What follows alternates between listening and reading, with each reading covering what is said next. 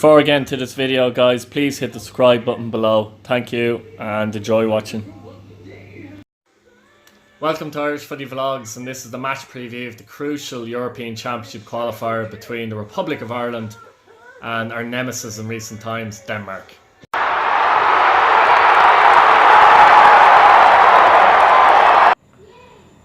First things first, guys, we'll have a look at the league table. Now, Ireland are top of the group with 12 points, as you can see there. The Danes are level with 12 points to have a game in hand. Now, Denmark's game in hand is on Friday against Gibraltar, who are bottom of the group with 0 points. You'd have to fancy Denmark are going to win on Friday. The Swiss are in there too. They're only a point behind and have 2 games in hand. Now, they play Georgia at home on Friday, which I do fancy them to win, but it's not as guaranteed as, say, the Danes beating Gibraltar. On the last day, when the Republic of Ireland take on Denmark, the Swiss have Gibraltar, so they're winning that. We'll take it for now that the Danes and the Swiss win their last 2 games, right? Or the Swiss win their last 2 games and Denmark beat Gibraltar, which will put Ireland in a situation where they will have to beat Denmark, end of story, and a draw would be enough for Denmark.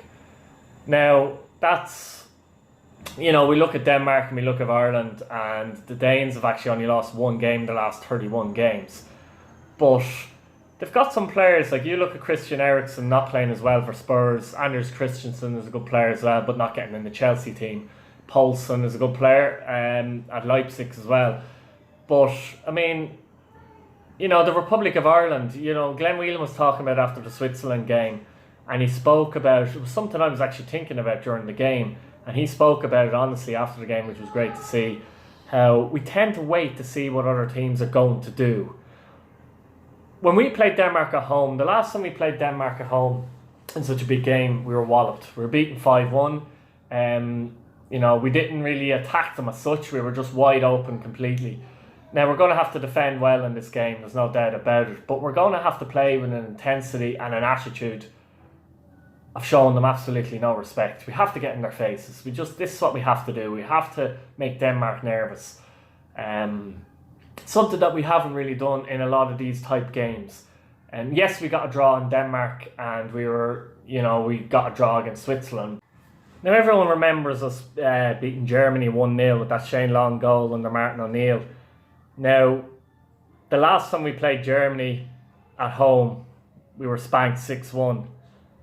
In that game, though, and remember, Germany are a better side than this Danish side. In that game, though, we played with that typical Irish spirit that seems to come out in these type of games.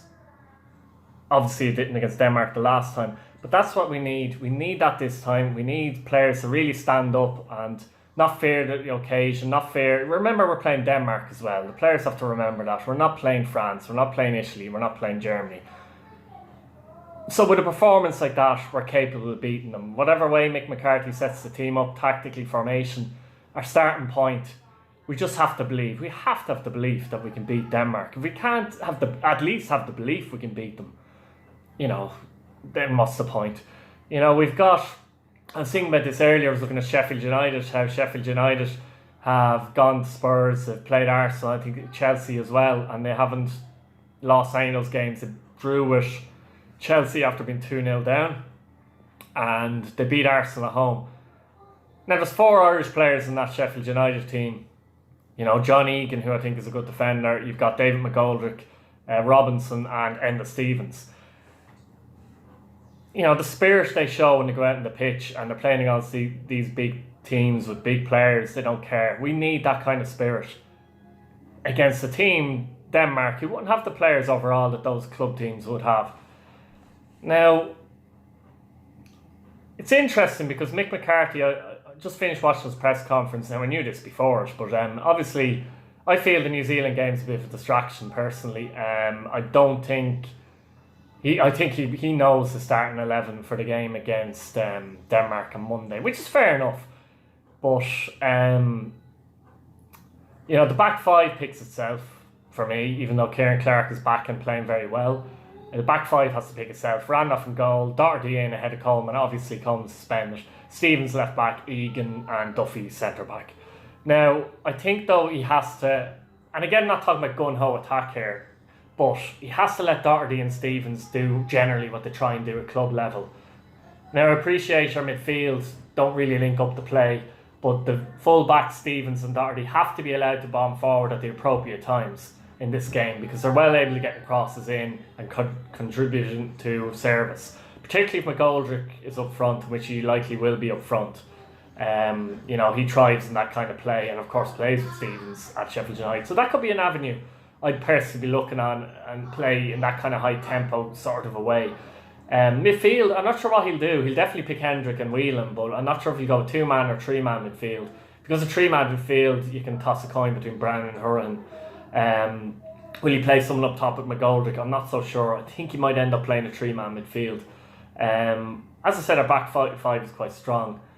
Now, the best thing for us, I think, is to obviously get the crowd up at the beginning. We have to get the crowd up at the Aviva. And, you can press, but without kind of letting ourselves, like the last time we played Denmark and lost 5-1, we left gaps everywhere. You can be clever about it. But we're going to need big performances from players like Hendrick and McLean, who, let's be honest, it's been a while since they've played well for the country, certainly. And you need big performances from them. There's certain things they can't do, but what they can do, they need to do well. The injury that Aaron Connolly sustained for Brighton at the weekend against Manchester United is a bit rough on the team, because I think he could have given us that extra spark of quality, and I think he could have played off McGoldrick, which would have been interesting. If you had him buzzing around left, right, McGoldrick pulling out wide, coming back in, rather than being up top by himself as such, I think it would have given us an interesting dimension. So he's a big loss. I just sense, though, going into the game on Sunday, forgetting about the match almost against New Zealand, to be honest, it means nothing really. This is the big game, that I just sense we might pinch this one. I think Denmark have had the Indian sign-overs for a while. We owed them for that 5-1 defeat in the Aviva. I was nearly going to say Lansdowne. I still have that in my head, really. But we owed them for that one, really. And I think we can do it. I just think we got to play in that kind of sense of getting their faces. And I sense we will. I'm going to tip Ireland to win at 1-0 and qualify for the Euros. If they don't, by the way, if they don't qualify, I believe, if they were to finish third, which is likely, it looks like it could be, third place if they don't beat the Danes. But if that happens, then we still have a chance, I think, to qualify through the Nations Cup. But I just sense we're going to do Denmark this time. We've drawn with them or got beat by them generally in the last number of years. And I just think, and hope as well, but I do think that the Stevens-Doherty, I won't call them combination, but out wide on the left and the right, with McGoldrick up front, would give us something that the Danes could have a problem with. And I'm going to tip Ireland officially to win 1-0. So guys, what are your thoughts? What do you think in terms of team selection? How do you think Ireland should play? Is there any points you agree with or disagree with? Any comments, just leave down in the comments. And hopefully I'm right. Let's be honest, we all want Ireland to win. So that's it, guys. I'm going to wrap it up here, and I'll talk to you later.